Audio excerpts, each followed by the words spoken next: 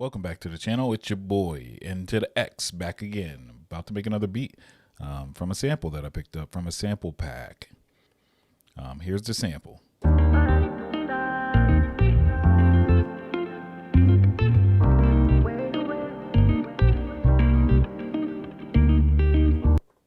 What I want to do first is I noticed that it is 100 BPM, and we're just about there. So I'm gonna go ahead and change that to 100 just to make it perfect. And I want to see what it sounds like pitched up or pitched down a little bit. So, but there we go. I used the tune here just to hear it quickly.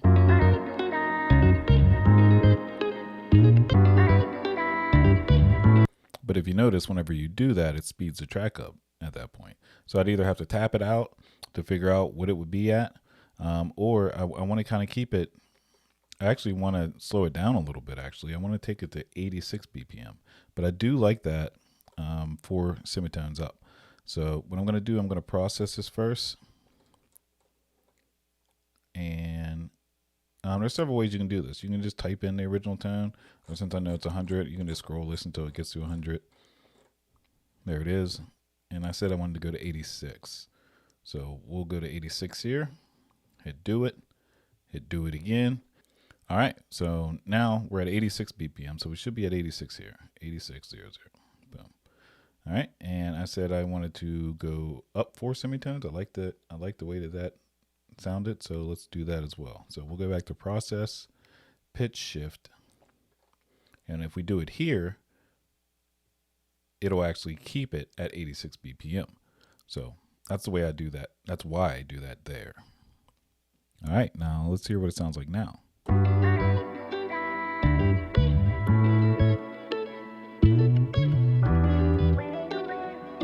Ooh, yeah, I like that. I like the way that sounds. So what I do next is I like to go ahead and chop it. And I'm going to BPM chop it. And if I just leave it the way it is right now, this is what my chops would look like.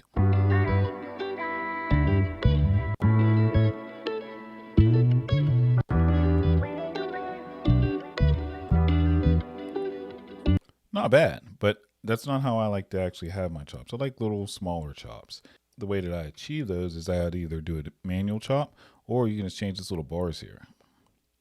So maybe I'll put that on 4 and now it'll be like this. And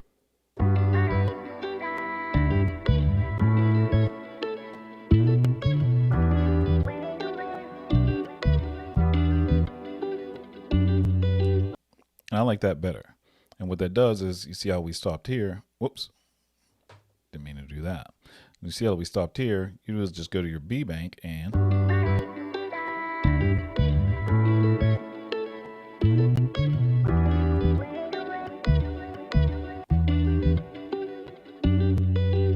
then C and D. And obviously D is the last one. And there we go. Now that I have everything chopped, I'll go ahead and hold the shift button, hit convert, new drum program using slices, hit do it, go back to my main, and there it is. There's several things that I like to do from here.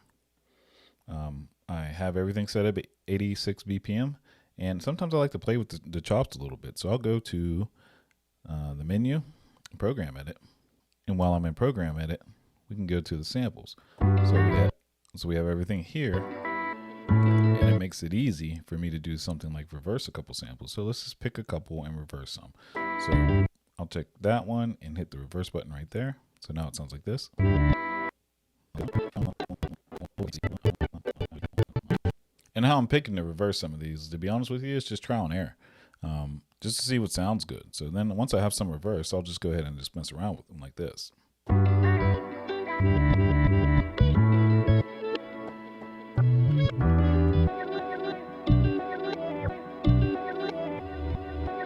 All right, let's go ahead and lay something down.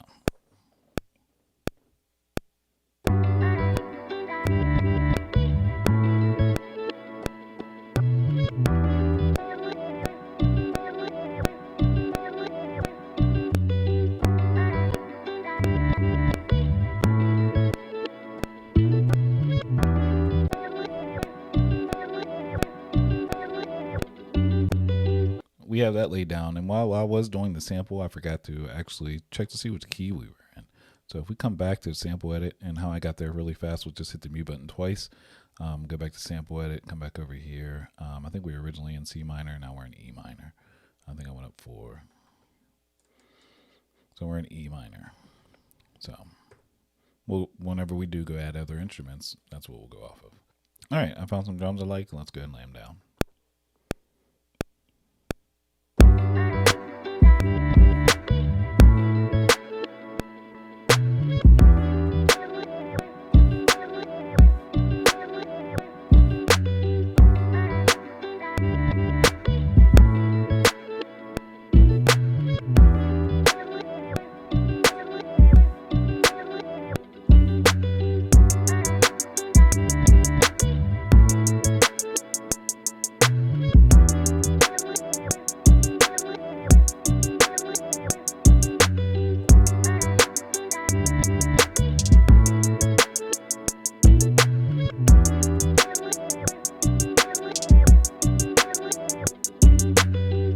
Drums laid down, we have our first pattern laid down.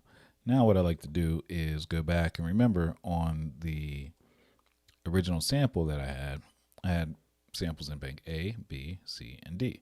So what I'll do now is, if you go back to your track 1 where your sample was and everything, and you hit this little pencil here, I'll go duplicate the track.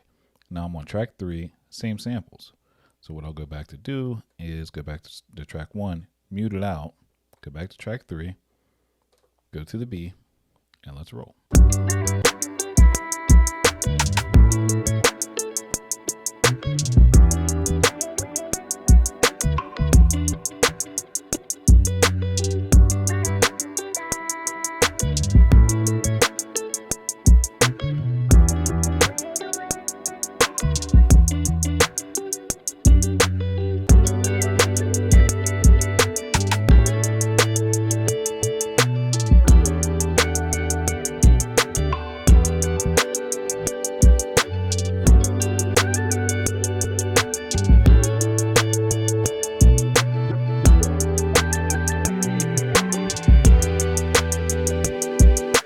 So from this point, I just like to play around with stuff, whatever I think sounds good. Sometimes I have something in my head and I'll just add it or whatever. So I'll go to track 5. Let's go to plugins. And remember, we were in E minor. I'm pretty sure. So we'll start there and see how the stuff that we pick plays with it. So I found like a little pad or whatever that I might like. So let's go ahead and record that in.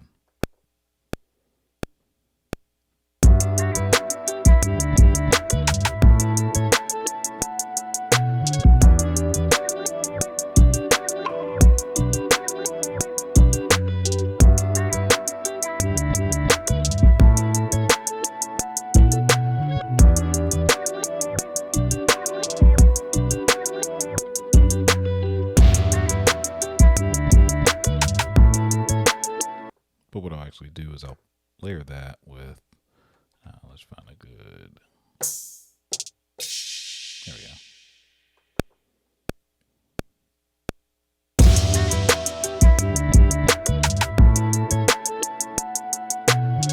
I do recommend labeling your tracks. I'm not doing it right now just for the sake of the video, but I do go back and label all of my tracks to make sure that I know what they are. Let's see if we can find one more thing.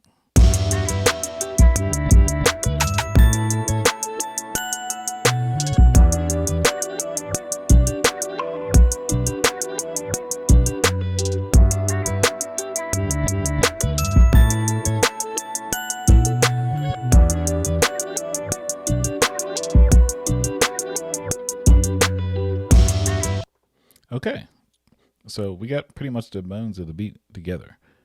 Now, one of the main things that I like to do is I like to go back to my drums, and I like to explode my drums. And what that means by exploding is taking every one of the pads that I played and putting it on its own track. So instead of actually having to either record it on every track or play it on track 1 just to kick, and then just to, it's too much. So you just play it all on one track, and then you hit this little pencil here and go to explode. Now what you'll notice on track 2 is that the mute button was already hit. But now if we scroll back up, now you can see Each one of these are their own track. And it's easier to see it here under the mute tab. So track 2, which was my original drums, will stay muted, and everything else will play on its own original track, on its own specific track. And this is a good reason why you label everything. Because right now, I mean, I know off the top of my head where everything is, but when I come back to this beat or whatever, or whenever I export everything and put it into my DAW in order to brush it up, nothing's labeled, so I won't know what it is. So this is why it's important to go ahead and label all your tracks as well. So let's just vibe out a little bit and see what we got.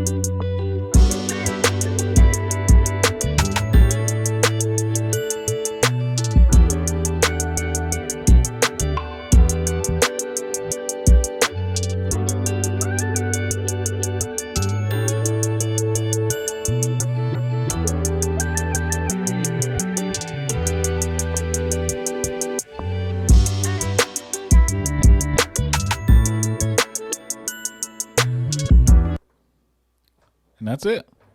Like I said, I'll take this and put it into Fruity Loops and go ahead and track everything out and maybe add a couple things or whatever, but I'll mix it in Fruity Loops. And once again, I would like to thank you for joining the channel. It's your boy, Into the X, back with another beat video for you guys. Make sure you hit that subscribe button, please. I appreciate you sticking with me if you're still here towards the end of the video. And until next time, peace.